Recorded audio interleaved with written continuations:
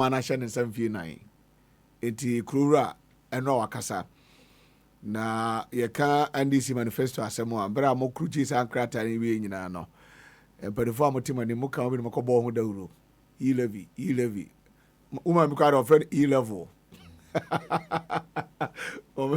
uma friend e-level yensha exercise course around the Jubilee House about 5 to 6 7 a year taxes near your copy our own capino any idea nyina yensha yenin kobo because when we talk about e-levy if you be a nekombi yehwe anama omampani etu nunra ene unsunso anso a ede my economy no well yana manfo can say politics die so start say wo ya enye nsem obeka nyina na unsaka power odi adwuma enti bebre no na mo fi say politicians ye nyina ye pe power ye ka one thing ye nya power no nso a na akoye ne wo ho na me fi say ansana NDC under His Excellency John Dramani Mahama started a campaign making it very clear because Ghanaians had a choice. They had a choice to choose between the MPP or the NDC or other parties. And the only way womutimi ebetimi asive one from one any ni obe kan kire wo mo ndi odi atu o manim se oba obeyo. Na no and apart from say wo one no ma wodi kan mo tie no paper na friend manifesto no eno nso so otworo say na be ya eno ya contract a wo ni wo mo beye na wo ba wo matimi adi so abisa say wo ka say obeyo wo ya na say onye nti no first and foremost no edien na His Excellency ka so beye oba ye wo ya na so onye me ba na mitie say na wo obobo bi so say the cabinet ministers within the first 14 days okay so obey waye obey establish education review obey economic forum obey way obey ni nyinara within that period in waye na waye. Let's find out when we talk of seka about governance here sabe nyansa ane onim dia wo de ye no wo ba be ma Ghana for ye ho atoyen kakra mpuntu djuma beba ye beko ye nim obi abenya djuma ye wo yare a obetimi akwaya sabia ade ni nyinara ye sika ene ade ntino it came out clearly say MPP first and foremost ye hear taxes obi ano beka say ye hear taxes ye de mpuntu djuma taxes na ye hear no wonsaka mpuntu djuma no de ya na say wonye okay you take taxes because near wunya from exports near anso ntino the way babe complement o de be kan o de be soso na aboa yam fa na to say MPP adien eno mo ye taxes na o mo de ba ye no kai send this time no ye ka say introduce certain taxes esla aye ka bia ECG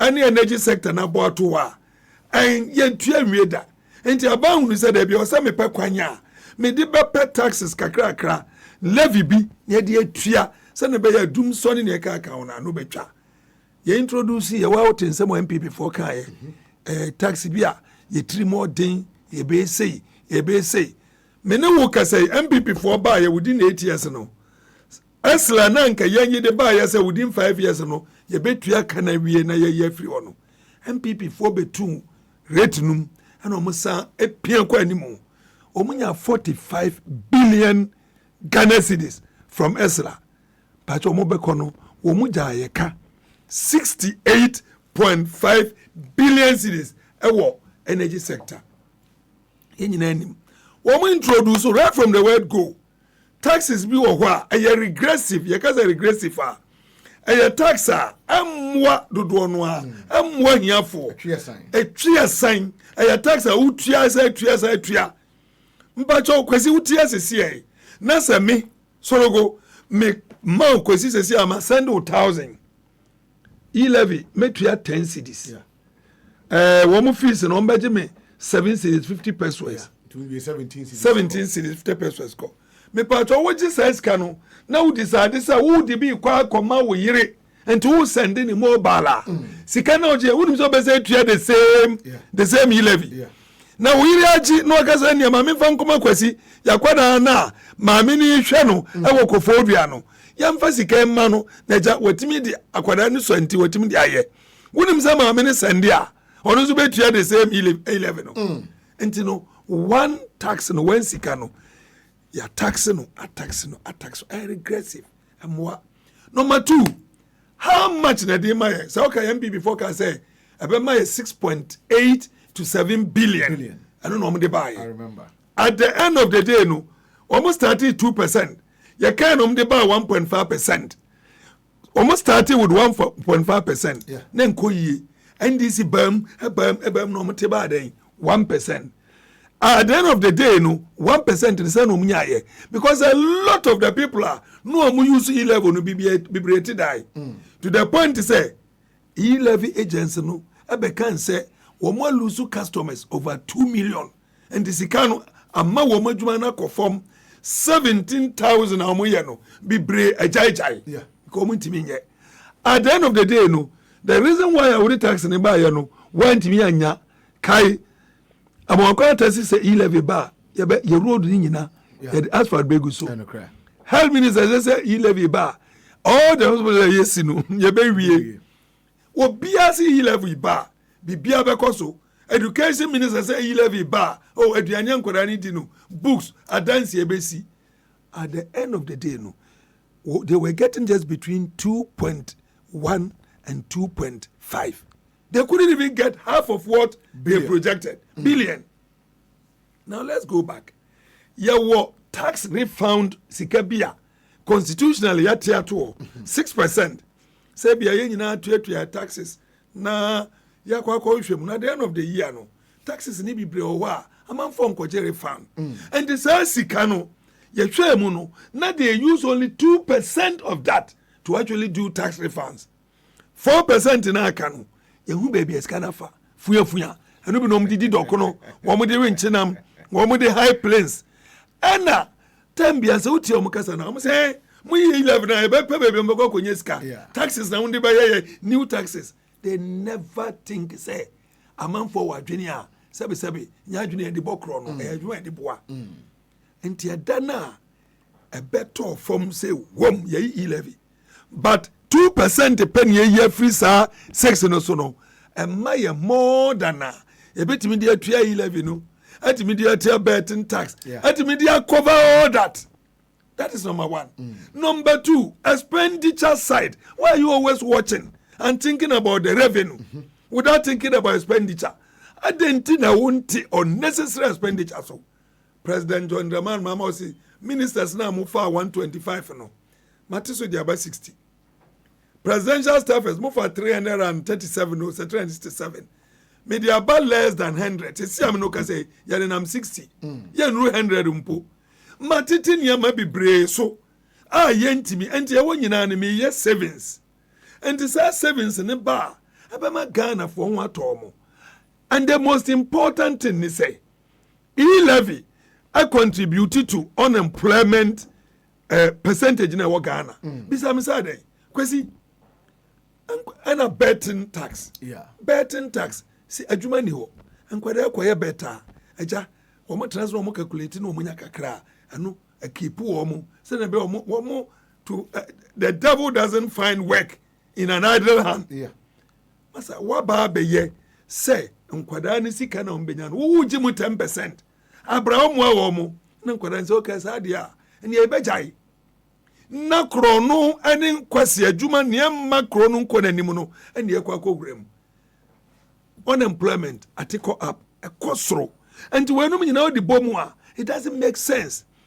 Yeah, the get fanaba the reason why they buy this say ne be betimi aboa ne adisua ne be kwanimu school adan books enkonwa a teacher for training dey kaka ho mo kwa akofasa get fan no ana mo kapo mo yi 60% say yam fan konkoto consolidated fund him because get fan wuntimi ni nyafu but consolidated fund it hey say abam fund controller finance minister wamakwan and yi but enya koto get fund more the same thing with common fund NDC time na ya 7.5% MPP aba atisu sama number 5 na no nso a wo mo couple at the half akwa sheba bi consolidated fund mu ene mpuntujuma bi ankoso entino the government comes and says no, we are going to uncap it.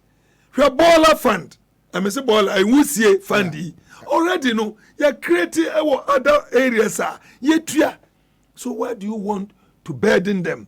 In any case, we are weighing in corruption in Kosro, Auditor General's report over 12 billion at 1 year, another year 8 billion, another year 7 billion. Banking collapse. Banking here just 12 billion. No money na ya juma. Workers will be able to juma banking ebe koso. Now we could use 25 billion. Adi ako collapse banker we here 12 billion. Adi ako ya juma. Masa nyansa be no way. Nti emra JDM His Excellency kan se oba ye be yi no anu na ma o mu bo hu a ba o mi anso di mi ka ko ka se ono nso ba o be yi o mu ma o ba yi no ba be yi. Nti pam no twa no he didn't just say it, he walked the talk. Nti no ani da Ghana has said na opa sorry na nantwe na bisa nkrofo bibia ko boko adenti na approval rate e kosoro 3 months and so Master Isu, MPP for Ebo. I want to tell the government and I want to praise John Jinapo, the Minister for Energy and the Green Day Transition. Namin praise Kofi Ama Kofi Bua, the Minister for Lands and Natural Resources. But I want to tell John Jinapo, say, money and they will do big. At all.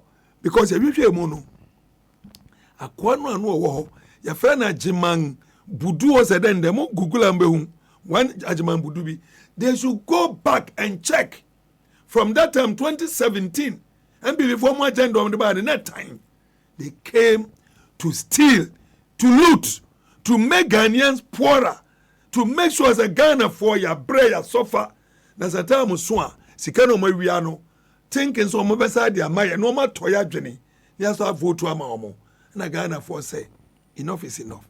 And yesterday the president proved to Ghanaians say me can me yo me respect Ghana for minim say Ghana for mo bre na me can say me ye free mo so no me yi me manifesto promise no ma fulfill my deliver and ne asampen and omo kwa konyaka.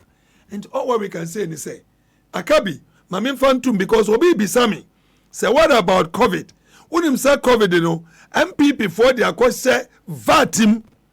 Omo their question vatim in such a way say, and IMF for cover, and you know you cannot treat it quickly to send a treaty when no. But I can assure them, say by the end of this year, possibly when there is a media review, ya intimianya the media review about the end of this year. Kwam bia befaso no ya befaso na COVID ababe kumiye no yan fano nkosha taxim se na de bia be kai nti I also want Ghanaians will be asking what about the COVID. What say I've taken about 6-7 akabako yeko it will also be done. And I just want to congratulate His Excellency, to thank him for making us proud, for saying say yes this is what I said me who some bread na mo bread no yetisu and the obi jubilate everywhere. The vendors are jubilating, the youth are jubilating, the sellers are jubilating, those who send money to your people are jubilating, and then on creative vacuum wa pebe bia sa sika na wo nya no wo di free wa e ba be wa en create any problem. This is a visionary. Okay. Ghana, you are starting resetting. Okay. We'll get there. Alhaji Amadou